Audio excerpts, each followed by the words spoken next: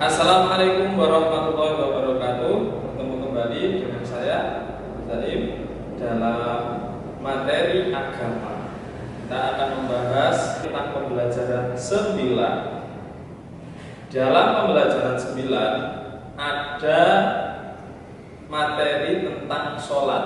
Kira-kira sholat itu termasuk rukun Islam yang keberapa? Kalian tahu? Ya, rukun Islam yang berapa? Coba kita urutkan. 1. Rukun Islam yang pertama adalah syahadat. Yang kedua, sholat. Yang ketiga, zakat. Yang keempat, puasa Ramadan. Yang kelima, haji bila mampu. Dalam rukun Islam tadi berarti sholat termasuk rukun Islam yang kedua. Macam-macam sholat. Kalian tahu sholat wajib, ada sholat sunnah. Nah, kira-kira sholat sunnah itu apa? Sholat sunnah itu adalah sholat yang apabila dikerjakan mendapat pahala, dan jika tidak dikerjakan tidak akan mendapat dosa. Contohnya apa? Contohnya sholat sunnah itu ya yang biasa kita lakukan di sekolah, yaitu sholat duha. Ada lagi sholat yang biasanya dilakukan ketika Ramadan, ketika jam malam orang-orang itu berkumpul berdatangan ke masjid, yaitu sholat witir, ada sholat tarawih dan lain sebagainya. Bagaimana kalau sholat wajib? Maka sholat wajib itu adalah sholat yang apabila dikerjakan akan mendapat pahala, namun jika tidak dikerjakan maka akan mendapat dosa. Contohnya sholat apa saja? 1. Sholat subuh. Yang kedua, sholat zuhur. Yang ketiga, sholat asar. Yang keempat, sholat maghrib. Yang kelima, sholat isya. Nah, rokaat dalam sholat wajib tadi kira-kira ada berapa? Sholat subuh ada berapa rakaat? 2. Selanjutnya yang sholat zuhur ada berapa rakaat? 4. Sholat asar ada berapa rakaat? 4. Sholat maghrib 3. Sholat isya 4 rakaat. Nah, ini 2, 4, 4, 3, 4 itu adalah nomor telepon kita untuk menghubungkan hambanya, yaitu kita ini, kepada Sang Pencipta, yaitu Allah, menghubungkan lewat nomor telepon tadi. Kira-kira kalau seumpamanya nomor tadi ada yang tidak masuk, misalkan nomor 2-nya tadi sholat subuh tidak dikerjakan, kira-kira terhubung atau tidak dengan Allah?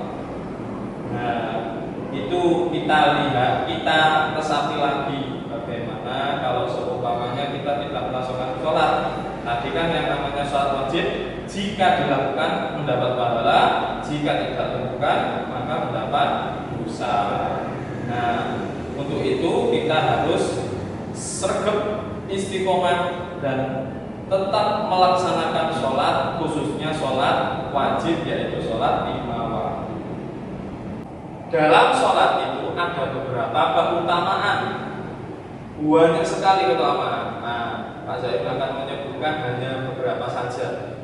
Yang pertama adalah keutamaannya adalah sebagai tiang agama. Nah, kenapa kok menjadi tiang agama?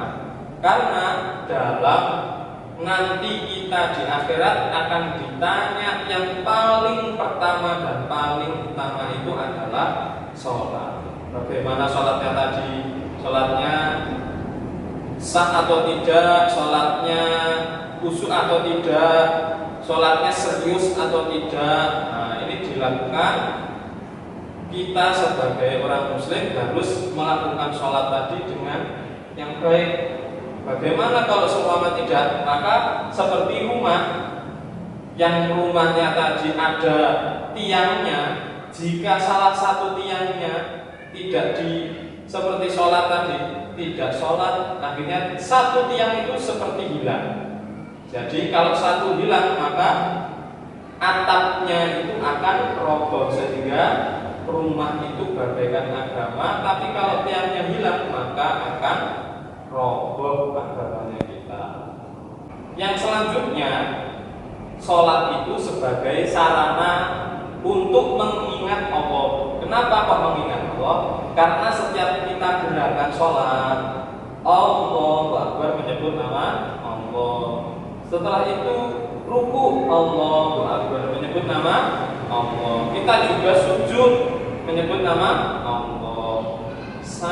Sampai akhir salat tadi, maka kita semuanya juga menyebut nama Allah. Nah, ini adalah salah satu fungsinya sholat, untuk mengingat bahwa Allah itu adalah Sang Pencipta, dan kita harus melafadzkan atau mengingat, menzikirkan dalam setiap gerakan sholat.